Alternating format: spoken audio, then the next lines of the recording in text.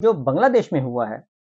हाँ, उसका खौफ जो है, वो मैं आपको पूरे वसूख से कह रहा हूँ कि बांग्लादेश के केस को बड़ा स्टडी किया जा रहा है और इस पे रिपोर्ट्स तैयार की जा रही हैं और और कोशिश की जा रही है कि बांग्लादेश वाला जो वायरस है, वो पाकिस्तान में दाखिल ना हो और पाकिस्तान और बांग्लादेश के हालात को बिल्कुल कहा जाए कि ये तो मुख्तलिफ नौइयत के वाक़यात हैं, ये तो मुख्तलिफ नौइयत की चीज़ें हैं। लेकिन हकीकत ये है कि आज भी बहुत ज़्यादा परेशान नज़र आया हुक्मरान इत्तेहाद और जितना भी ये जाली निज़ाम के प्रवक्ता हैं, वो सब के सब बहुत परेशान नज़र आए और उन्होंने उसकी जो कहना चाहिए बेचैनी और जो खौफ़नाकियाँ हैं, वो इससे अंदाज़ा कर सकते हैं कि आज उन्होंने फिल फॉर कौमी असम्बली से इलेक्शन एक्ट 2017 में तरामीम का जो बिल है, वो मंज़ूर करवाया, हंगामी नौइयत पे मंज़ूर करवाया और उसके बारे में जितनी भी एक तयशुदा प्रोसीजर होता है, उसको भी सबोटाज किया गया और सबोटाज करने के बाद उसको मंज़ूर करवाया कौमी असम्बली से। वहाँ पे पाकिस्तान तहरीक-ए-इंसाफ, सुन्नी इत्तेहाद काउंसिल और दीगर अपोज़िशन जमातों के रहनुमाओं ने इज़हार ख़्याल भी किया और कॉपियाँ फाड़ दी गईं, बिल की कॉपियाँ फाड़ दी गईं, भरपूर एहतजाज किया गया, एहतजाज रिकॉर्ड किया गया और इसके साथ-साथ जो हुक्मरान इत्तेहाद है उसमें शामिल हैं फॉर्म 47 की सारा हुक्मरान इत्तेहाद है उसमें एमक्यूएम है, एमक्यूएम के एक डॉक्टर फारूक सत्तार साहब हैं, उन्होंने उस बिल पर वो बोलना चाहा और उस पर अपनी राय का इज़हार करना चाहा क्योंकि इस वक़्त मैं आपको बता दूँ कि अगर इंडिविजुअली किसी से भी पूछा जाए, बलूचिस्तान अवामी पार्टी से पूछ लें, एमक्यूएम से पूछ लें, पीपल्स पार्टी से पूछ लें, सब के सब जो ये कह रहे हैं, वो कहते हैं कि जनाब ये बिल्कुल गलत बिल है और मखसूस नशिस्तें जो हैं वो पाकिस्तान तहरीक-ए-इंसाफ को ही जानी हैं और सुप्रीम कोर्ट के फैसले पर अमल दरामद करना लाज़मी है। लेकिन नून लीग जो है वो बराह रास्त इस पे बहुत ज़्यादा फ्रंट फुट पे खेल रही है और आज हमें पीपल्स पार्टी की मुनाफ़िक़त भी नज़र आई और उन्होंने कायमा कमेटी में उन्होंने इस पे कायमा कमेटी में गई नहीं पीपल्स पार्टी, इसका हिस्सा ही नहीं बनी और जेयूआई ने भी इसको अपोज़ किया कायमा कमेटी में और आज कौमी असम्बली में आज किसी ने भी इसको अपोज़ नहीं किया। पाकिस्तान तहरीक-ए-इंसाफ और महमूद खान अज़हरी साहब, सरदार अख्तर महमूद साहब इन लोगों ने अपोज़ किया और इन्होंने बिल की कापियाँ फाड़ी, एहतजाज किया, तकारीर की, सब कुछ किया और ये बताया कि ये सुप्रीम कोर्ट के फैसले को सबोटाज करने के लिए ये सब कुछ किया जा रहा है और ये आप अमेंडमेंट कर नहीं सकते, आप कानून साज़ी कर नहीं सकते और इसका वाहिद मकसद यही है। लेकिन वहाँ पे आपको मालूम है कि बस स्पीकर भी अपना और सब कुछ अपना, वहाँ पे जल्दी-जल्दी आइज़ और नोज़ करवाया गया और हाँ, हाँ, हाँ का नारा बुलंद करवा के और इसको बुलडोज़ करते हुए सारी कार्रवाई को ये बिल मंज़ूर करवाया गया और ये कौन कह रहा है? हुक्मरान इत्तेहाद में शामिल एमक्यूएम के डॉक्टर फारूक सत्तार साहब ने जब बोलना चाहा, तो उन्हें बोलने की इजाज़त नहीं दी गई और वो वॉकआउट कर गए और फिर उनको मनाकर वापस लाए गए और इस दौरान बिल मंज़ूर करवाया जा चुका था। पीपल्स पार्टी आज डीजीआईएसपीआर की जो कल प्रेस कॉन्फ्रेंस थी उसके हक में बोलती हुई नजर आई कौमी असम्बली के ऐवान में और शादिया मरी साहिबा ने तर्जुमानी का इजहार किया, डीजीआईएसपीआर की तर्जुमानी की, लेकिन पाकिस्तान तहरीक इंसाफ सुन्नी इत्तेहाद काउंसिल ने भरपूर किस्म का कल की डीजीआईएसपीआर की प्रेस कॉन्फ्रेंस को उन्होंने लताड़ा और भरपूर किस्म का अपना मौक़िफ़ दिया और पॉइंट ऑफ व्यू दिया और वो जो चीज़ थी किसी ज़माने में कि डीजीआईएसपीआर ने जो कुछ कह दिया बस वो हर पे आखिर है और उस पे उफ़ तक नहीं कहना, लेकिन अब ऐसा नहीं है। अब आज साहिबजादा हामिद रज़ा ने बिल्कुल फुल फ्लेज एक तकरीर की और उन्होंने कहा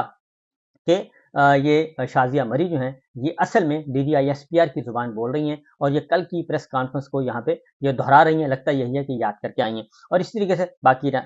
पीपल्स पार्टी है, वो खामोश रही और हुक्मरान बेंचों पे मौजूद थी। डॉक्टर फारूक सत्तार साहब को बाहर जब उनसे पूछा गया, तो उन्होंने कहा जी कि मैंने तो बोलना था और इस पे इज़हार ख़्याल करना था और मेरे ख़्याल में ये बिल ठीक नहीं है। तो उसकी वजह ये है कि फ्लोर ऑफ द हाउस उनको बोलने नहीं दिया गया। हो सकता है ये अंडरस्टैंडिंग हो सकता है ये सारा कुछ एक मिली-भगत हो लेकिन डॉक्टर फारूक सत्तार साहब अगर फ्लोर ऑफ द हाउस बोलते तो वह चीज़ रिकॉर्ड पे आ जानी थी और कल को क्योंकि ये बिल होना है चैलेंज और जब बिल चैलेंज होगा तो वहाँ से सारी चीज़ें जब रिकॉर्ड जाएगा तो पता चल जाएगा किसने क्या किया। तो वहाँ पे कोरम भी पूरा नहीं था और तादाद भी पूरी नहीं थी और एक बुलडोज़ करते हुए कार्रवाई को बुलडोज़ करते हुए सब कुछ किया गया और ये फारूक सत्तार साहब ये चीज़ रिकॉर्ड पे ले आए कि ये सब कुछ बुलडोज़ किया गया। बहरहाल ये तो कौमी असम्बली से और फिर फिल फॉर जल्दी-जल्दी कौमी असम्बली से इसको शिफ्ट किया गया। सेनेट का इजलास चल रहा था और होता ये है कि कौमी असम्बली से जब मंज़ूर हो जाता है, तो 2-4 दिन का वक़्फ़ा होता है, प्रोसीजर इसको प्रोसीजरल चीज़ें तय की जाती हैं, कवायद व ज़वाबित के तहत उसको फिर भेजा जाता है। लेकिन वो ऐसे लगा कि जैसे बाई हैंड सेनेट में दिया गया सेनेट सेक्रेटेरिएट को और वहाँ पे भी हुक्म दिया गया कि इसको जल्दी-जल्दी मंज़ूर करवाएँ और ये जो पीपल्स पार्टी का जो डबल स्टैंडर्ड है, ये बिल्कुल सामने आ रहा है। कल को पीपल्स पार्टी कहेगी कि हम तो कायमा कमेटी में थे ही नहीं, हमने तो ये भी नहीं किया, हमने तो वो भी नहीं किया। लेकिन आज फिर सेनेट में गया और सेनेट में अभी तक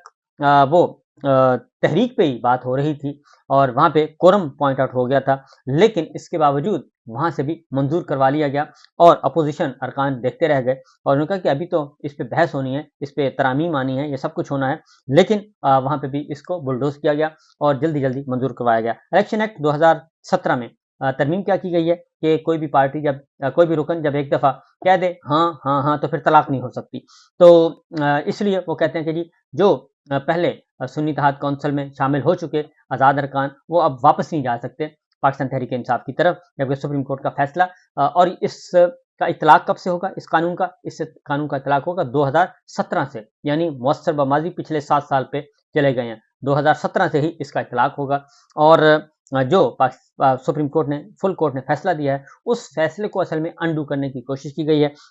लेकिन ये मैं आपको बता दूँ पूरे वसूख से कह रहा हूँ कि ये कोशिशें बार-बार साबित नहीं होंगी और इसलिए ये सारा कुछ जल्दी-जल्दी किया गया है कि उधर बांग्लादेश में काम हो चुका है और बांग्लादेश में अब आज बहुत सारे रहनुमा, लीगी रहनुमा और नून लीगी रहनुमा ख़ास तौर पे बहुत ज़्यादा परेशान नज़र आए। जाती उमरा बहुत परेशान है, मॉडल टाउन परेशान है, शहबाज शरीफ साहब, वज़ीर-ए-आज़म हाउस, वज़ीर आला हाउस पंजाब ये बहुत परेशान हैं और बहुत ही दुखी महसूस हो रहे हैं और खौफ़ज़दा हैं ख़ास तौर पे। क्योंकि अब जो आज कौमी असम्बली में भी तकारीर हुई, उन्होंने कहा जी कि हसीना वाजिद से पूछ लें कोई तरीका आपको बता देंगी राह कैसे फ़रार होना है। शहबाज शरीफ साहब से को कहा गया, एडवाइस की गई बैरिस्टर गौहर ने एडवाइस की कि पूछ लें। साहिबजादा हामिद रज़ा ने भी कहा कि आप पूछ लें हसीना वाजिद को और बाबर अवान ने कहा कि इनके लिए कोई नहीं आएगा, हेलीकॉप्टर नहीं आएगा शहबाज शरीफ साहब के लिए और इस तरीके से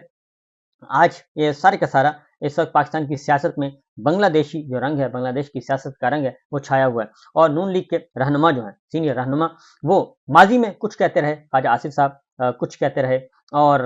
ख़ास तौर पे 1971 के बारे में, 70 के इलेक्शन के बारे में, शेख मुजीब के बारे में नवाज़ शरीफ साहब कुछ कहते रहे और मुस्लिम लीग नवाज़। लेकिन अब चूँकि आपको पता है कि खुश करना है और एस्टेब्लिशमेंट को खुश करना है, आईएसपीआर को खुश करना है, लीगी रहनुमाओं ने, तो वो अब बिल्कुल पैंतरा बदल चुका है और जब बांग्लादेश में एक अवामी इनकलाब आ चुका और रातों-रात नहीं बल्कि दिन की रोशनी में जो है राह फरार इख्तियार करना पड़ा वहाँ की नाजायज़ और हुक्मरानों को और 7 महीने के अंदर-अंदर ये सारे का सारा वहाँ पे मिलिया-मेट हो गया और चंद मिनट लगे और हसीना वाजिद को फरार होना पड़ा। तो वहाँ पे सूरत हाल ये है कि लूट-मार, अरूज पे और 440 अफ़राद वहाँ पे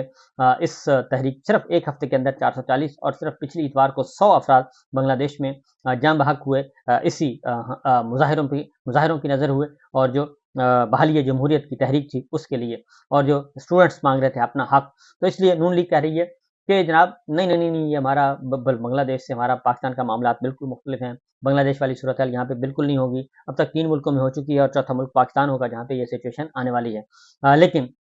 ये मैं आपको बता दूँ कि परेशानी का आलम बहुत ज़्यादा है और अब ये कोशिश कर रहे हैं कि जनाब किसी भी तरीके से काज़ी फ़ाइज़ साहब कोशिश कर रहे हैं कि कोई ऐसी अमेंडमेंट आ जाए और उनको शायद एक्सटेंशन मिल जाए। इसके लिए उन्होंने अपनी 6 कनाल बंजर अराज़ी जो है 6 कनाल बंजर अराज़ी वो भी कुर्बान कर दी है। किस पे? वो कुर्बान कर दी है जनाब बलूचिस्तान हुकूमत को दे दी है। ज़ियारत के आस-पास कहीं पड़ी थी 6 और उसको 6 कनाल नहीं लिखा, उसको लिखा 31,600 इतने फुट जो है वो ज़मीन हमने दे दी। तो ये एक बाकायदा तौर पे एक जारी किया गया सोशल मीडिया को, डिजिटल मीडिया को, इलेक्ट्रॉनिक मीडिया को। अब उसी तरीके से तो मैं ये समझता हूँ कि 6 कनाल अराज़ी में एक्सटेंशन नहीं मिल सकती। काज़ी साहब से इतनी रिक्वेस्ट है कि वो 6 कनाल अराज़ी देने के बजाय वो अपना जो हल्फ़ है, उन्होंने हल्फ़ उठाया हुआ है उस हल्फ़ की पासदारी करें और उसके अकॉर्डिंगली आइन की बालादस्ती के लिए और कानून की हुक्मरानी के लिए, जमहूरियत के लिए, बुनियादी इंसानी हकूक़ के तहफ़्फ़ुज़ के लिए वो अपना किरदार अदा करें और इंसाफ़ फ़राहम करें पाकिस्तान के अवाम को